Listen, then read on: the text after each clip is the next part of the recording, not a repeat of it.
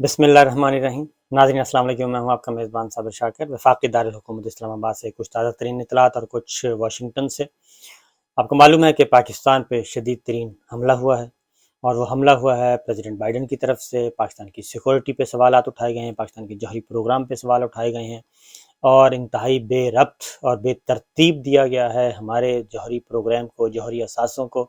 اور پاکستان کو خطرناک ملک قرار دیا گیا ہے۔ یہ بحث ابھی شروع ہے، بلکہ ابھی ابتدا ہے اس کی۔ یہ سارا کچھ، یہ نوبت کیوں آئی ہے پاکستان پہ دوبارہ سے ایک ایسے وقت میں حملے کیوں شروع ہوئے؟ کیونکہ یہ ٹائمنگز ذرا سوچنے کی باتیں ہوتی ہیں ٹائمنگز کے حوالے سے، کیونکہ اس وقت تو امریکہ کی پاکستان میں جو پسندیدہ ترین حکومت اس وقت موجود ہے،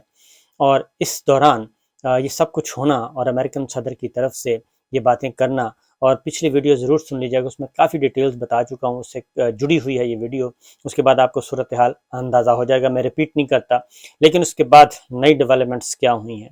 نئی ڈیولپمنٹس یوں ہوئی ہیں کہ ہمارے وزیر خارجہ بلاول بھٹو نے پریس کانفرنس کی، اور اس پریس کانفرنس میں کچھ وضاحتیں دینے کی کوشش کی۔ امریکی سفیر کو طلب کیا گیا، اس کو احتجاجی مراسلہ دیا گیا، اور کہا گیا کہ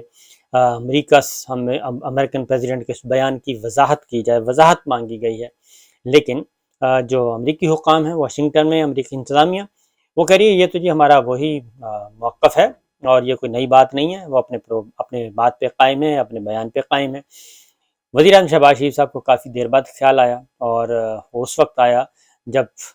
پریشر کافی بڑھا، تو تب ان کو خیال آیا اس ساری صورتحال کی وضاحت کرنے، جواب مانگنے کا۔ بڑی ہمت کی، بڑی کوشش کی، لیکن اصل جو بات ہے وہ یہ ہے کہ الارمنگ جو سچویشن ہے وہ ہے کہ وزیر اعظم شہباز شریف، ان کے بھائی ہیں نواز شریف، اور ڈیفیکٹو وزیر اعظم وہی ہیں، ان کے نمائندہ خصوصی ایلچی کے طور پہ وزیر خزانہ اسحاق ڈار صاحب اس وقت واشنگٹن میں موجود ہیں، اور وہ ملاقاتیں کر رہے ہیں۔ بظاہر وہ گئے تھے آئی ایم ایف کے ساتھ معاملہ طے کرنے کے لیے، کوئی آئی ایم ایف کے ساتھ، عالمی مالیاتی اداروں کے ساتھ کوئی چیزیں طے ہو جائیں، کوئی قرضوں میں چھوٹ مل جائے، لیکن وہاں پہ تو ان کو مکمل طور پہ ناکامی کا سامنا ہے، مکمل طور پہ ناکامی کا سامنا ہے۔ ہمارے مزید جو زر مبادلہ کے ذخائر ہیں وہ $1 ارب جو ہے وہ مزید کم ہو گئے، جو $1 ارب آیا تھا وہ نکل گیا۔ تو اس کے بعد ہم آگے کیا کریں گے؟ گئے تھے رعایتیں حاصل کرنے کے لیے اسحاق ڈار صاحب، لیکن اسحاق ڈار صاحب کی موجودگی میں ہی امریکن پریزیڈنٹ کا یہ سٹیٹمنٹ سامنے آ گیا، اور یہ چائنا اور پاکستان دونوں کے خلاف۔ اب اسحاق ڈار صاحب کو ذرا پہلے میں آپ کو بتا دوں کہ میں نے پہلے بھی بتایا تھا، یہ خصوصی ایلچی کے طور پہ گئے ہیں وہاں پہ، اور یہ معاشی پالیسیاں کیا ہیں، قرضوں کا لینا ہے نہیں دینا، یہ ایک پرائمری ایجنڈا یہ نہیں ہے۔ پرائمری ایجنڈا جو ہے وہ ہے کہ قمر جاوید باجوہ صاحب گئے تھے، اور جہاں آرمی چیف ہمارے وہ گئے تھے، وہ 7 دن لگا کے آئے ہیں۔ اس سے پہلے بلاول بھٹو 2 ہفتے لگا کے آئے ہیں امریکہ میں گزارا وقت۔ تو یہ اس کو اس سلسلے میں گئے تھے کہ جناب یہ آخر ہو گیا رہا ہے،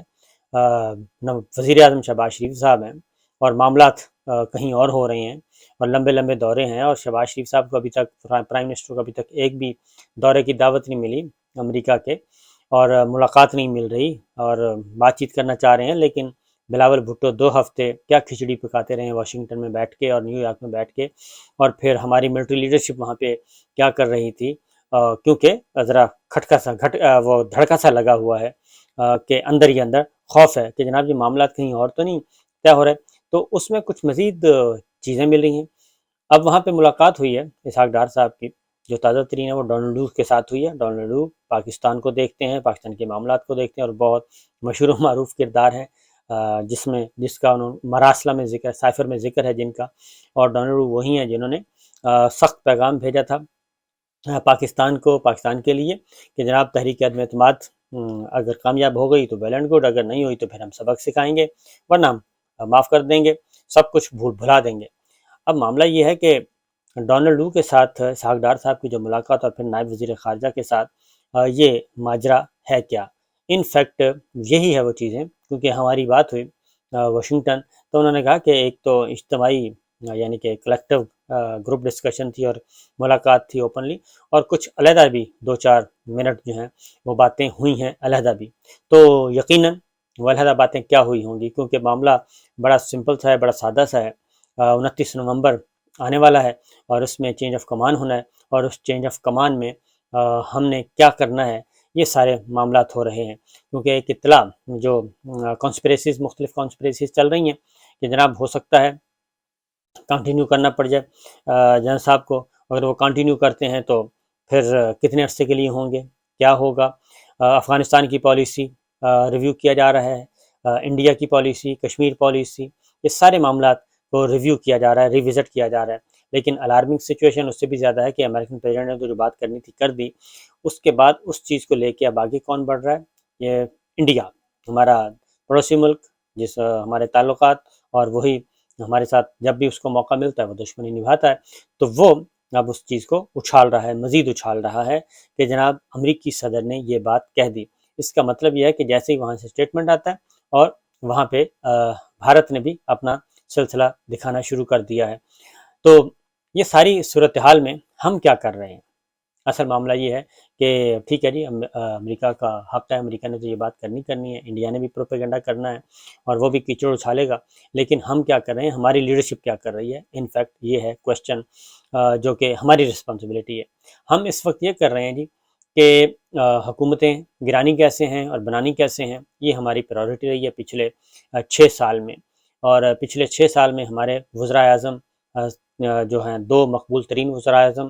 ان کا حکومت کسی بھی وجہ سے گئی، ان کی گئی، اور اس کے بعد شاہد خاقان عباسی صاحب گئے، اور پھر شہباز شریف صاحب آ گئے،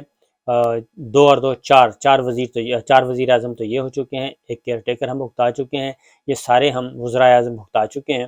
اور پالیسی ابھی تک ہماری کوئی پتہ نہیں ہے کہ ہماری فارن پالیسی جو ہے ڈیل کون کرتا ہے۔ ایک نئی قومی سلامتی پالیسی بنی تھی، وہ کہاں پہنچی ہے، وہ کس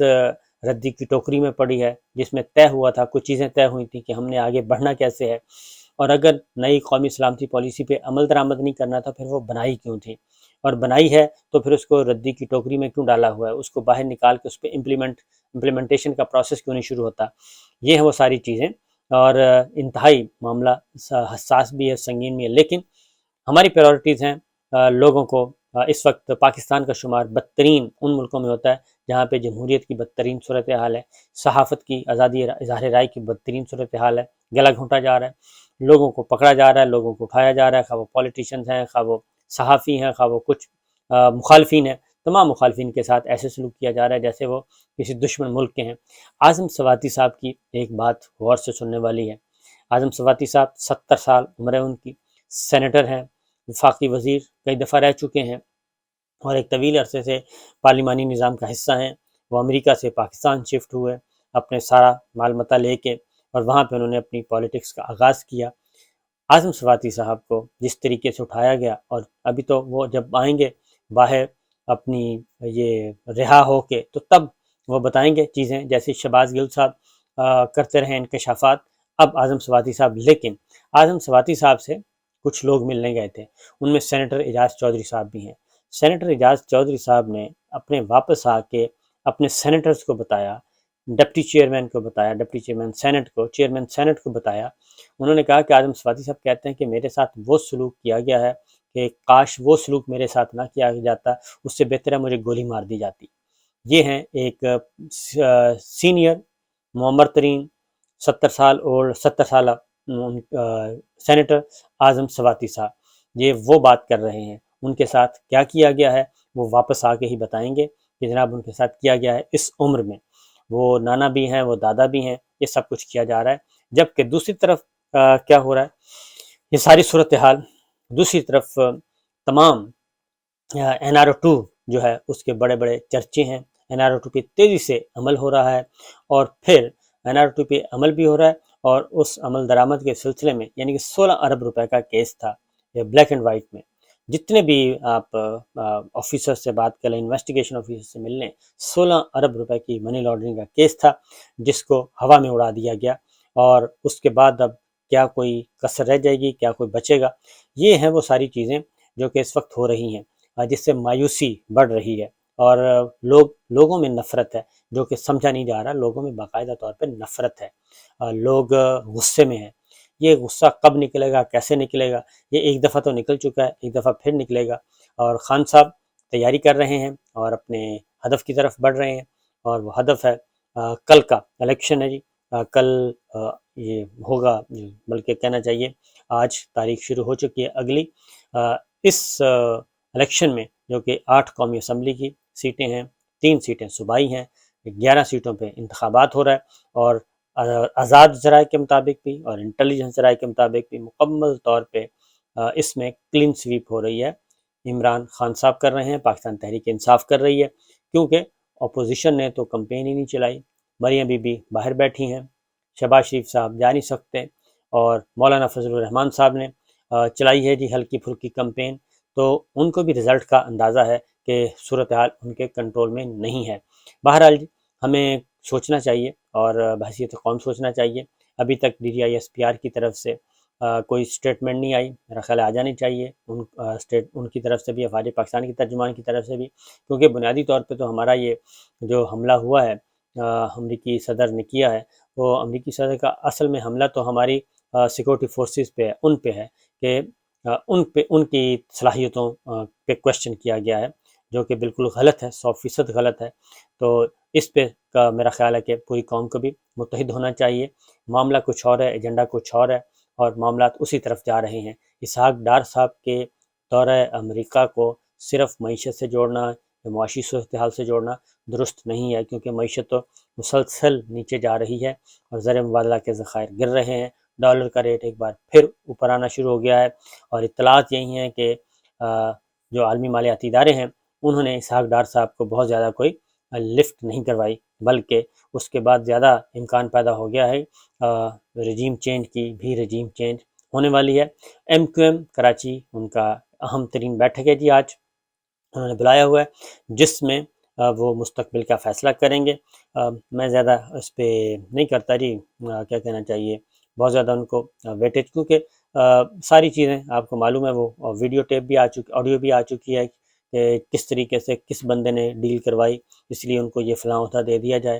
اور پیپلز پارٹی کے ساتھ ایگریمنٹ تھا، وہ نہ پہلے دن پورا ہونا تھا، یہ MQM کو بھی پتہ تھا پورا نہیں ہونا، اور نہ ہوگا، نہ ایسا ممکن ہے۔ پیپلز پارٹی ان کو لالی پاپ دکھا رہی ہیں، سبز باغ دکھا رہے ہیں،